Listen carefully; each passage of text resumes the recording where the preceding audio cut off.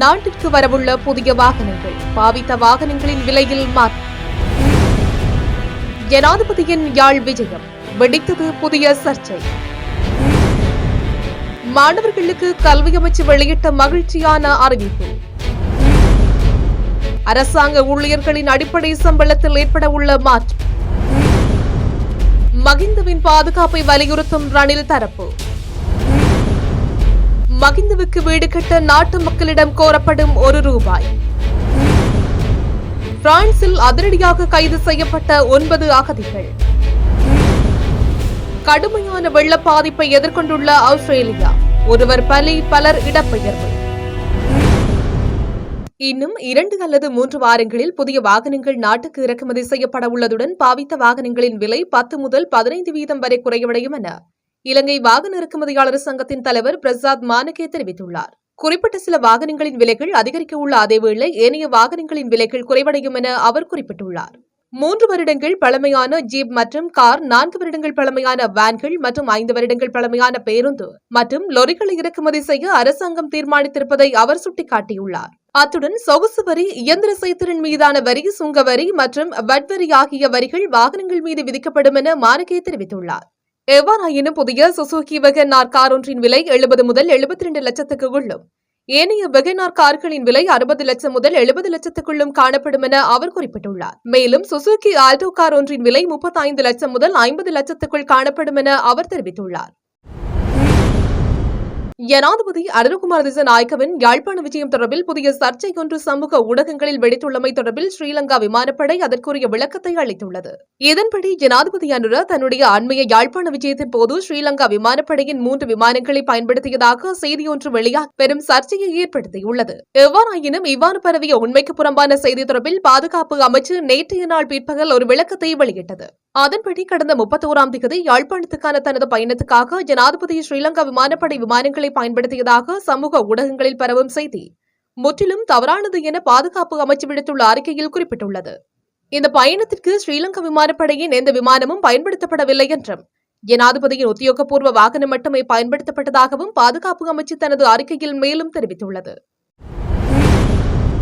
பாடசாலை மாணவர்களுக்கு காலணிகள் வழங்குவதற்கான வவுச்சர்கள் விநியோகம் மற்றும் பின்தங்கிய குடும்பங்களை சேர்ந்த மாணவர்களுக்கு பாடசாலை பொருட்களை வழங்குவதற்கான ₹6000 உதவித்தொகையை பிப்ரவரி 5ஆம் தேதிக்குள் அரசாங்கம் நிறைவு செய்யும் என்று கல்வி அமைச்சகம் தெரிவித்துள்ளது.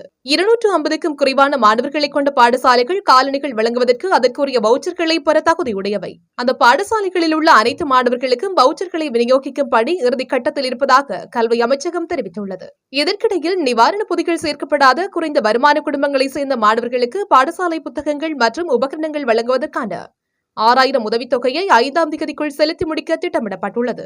இதன் கீழ் சலுகைகளை பெறும் மாணவர்களின் எண்ணிக்கை 5 லட்சத்துக்கு அருகில் இருக்கும். 250க்கும் குறைவான மாணவர்களை கொண்ட பாடசாலைகளில் அஸ்வஸ்ம நன்மைக்கு தகுதி பெறாத அனைத்து மாணவர்களும் இந்த நிதி உதவிக்கு தகுதியுடையவர்கள். அரசு ஊழியர்களின் சம்பளத்தை அதிகரிப்பதற்காக பெருந்தொகை நிதி ஒதுக்க முடியாதுள்ளதாக பொது பாதுகாப்பு மற்றும் நாடாளுமன்ற விவகார அமைச்சர் ஆனந்த விஜயபால தெரிவித்துள்ளார். அதற்காக எதிர்வரும் வரவு செலவு திட்டத்தில் ₹90 பில்லியன் ஒதுக்க முடிவு செய்யப்பட்டுள்ளதாக அவர் குறிப்பிட்டுள்ளார். தம்புதேகம பகுதியில் நடைபெற்ற வைபவம் ஒன்றில் பங்கேற்ற அமைச்சர் ஆனந்த விஜயபால இதனை குறிப்பிட்டுள்ளார். அரசு சேவையில் மாற்றத்தை ஏற்படுத்தும் வகையில் எதிர்காலத்தில் பல நடவடிக்கைகள் எடுக்கப்பட உள்ளதாகவும் அமைச்சர் மேலும் தெரிவித்துள்ளார். இதேவேளை வரவு செலவு திட்டத்தின் மூலம் அரசு ஊழியர்களின் அடிப்படை சம்பளம் அதிகரிக்கப்படும் என ஜனாதிபதி அனுரகுமார் திசாநாயக்க தெரிவித்துள்ளமை குறிப்பிடத்தக்கது. முன்னாள் ஜனாதிபதிகளின் பாதுகாப்பினை மலினப்படுத்த வேண்டாம் என முன்னாள் அமைச்சர் வஜிர அபேவர்த்தன தெரிவித்துள்ளார்.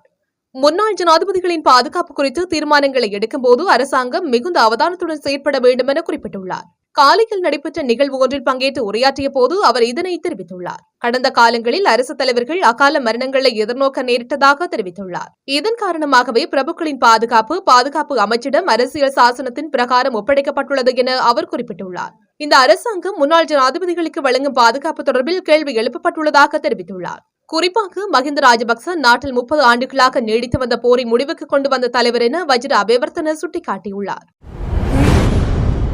மஹிந்த ராஜபக்சவை இந்த வீட்டிலிருந்து வெளியில் அனுப்பினால் நாட்டு மக்களிடம் ஒவ்வொரு ரூபாவாக வாங்கியனும் நாங்கள் நாட்டை காத்த தலைவர் மஹிந்தவுக்கு வீடு ஒன்றினை கட்டிக் கொடுப்போம் என்று அவர் குறிப்பிட்டுள்ளார். நேற்றைய தினம் மஹிந்த ராஜபக்சவின் விஜயராமையில் உள்ள இல்லத்துக்கு சென்று திரும்பும் போது ஊடகங்களுக்கு கருத்து தெரிவிக்கையிலேயே ரோகிண அபேவர்த்தன மேற்கண்டவாறு குறிப்பிட்டார். மேலும் கருத்து தெரிவித்த அவர், நான் மகிந்தவின் நலன் விசாரிக்க வந்ததாகவும் மகிந்த ராஜபக்ச என்பது ஒரு பெயரல்ல நாமம் எனவும் குறிப்பிட்டுள்ளார். அத்துடன் நாம் அச்சமடைய தேவையில்லை, குற்றம் இழைத்திருந்தால் தண்டனை வழங்குவதற்கான உரிமையுண்டு. ஆனால் அரசியல் குரோதங்களுடன் அரசியல் எதிர்த்தரப்பினை நடத்திய அரசாங்கத்தின் ஆயுட்காலம் குறைவானது என்றும் அவர் சுட்டிக்காட்டியுள்ளார். இதேவேளை ஏதோ ஒரு வகையில் மகிந்த ராஜபக்சவிடம் அரசியல் ரீதியில் பழிவாங்க முயற்சிக்கும் போது அதனை அரசியல் அநாகரிகமாகவே நான் பார்க்கிறேன் என ரோஹித அபேகுணவர்த்தன தெரிவித்துள்ளார். பிரான்சில் மருத்துவர் ஒருவரை தாக்கி அவரிடம் இருந்து தொலைபேசி ஒன்றை பறிக்க முற்பட்ட 9 அகதிகளை போலீசார் கைது செய்துள்ளனர்.